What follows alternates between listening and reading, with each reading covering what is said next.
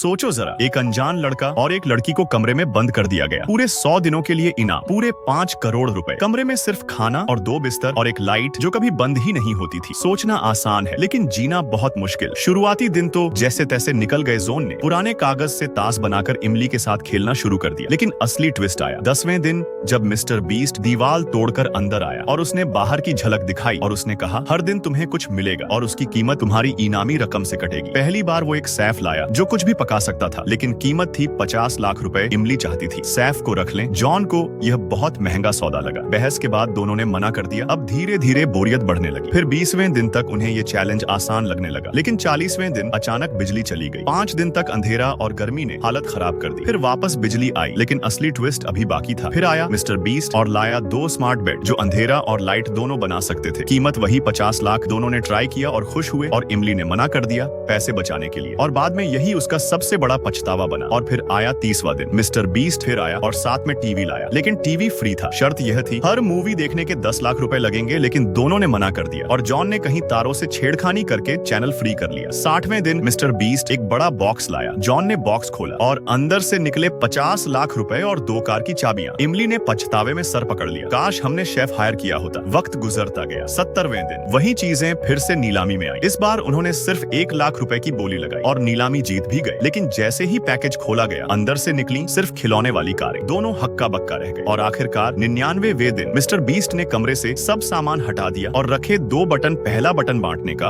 और दूसरा बटन सारे पैसे छीनने का। दोनों ने खाली वाला बटन दबाया तो दोनों खाली हाथ घर जाते। लेकिन दोनों दोस्त बन चुके थे और उन्होंने साथ बांटने वाला बटन दबाया। और अब सवाल आपसे, अगर आप इस गेम में होते तो कौन सा बटन दबाते?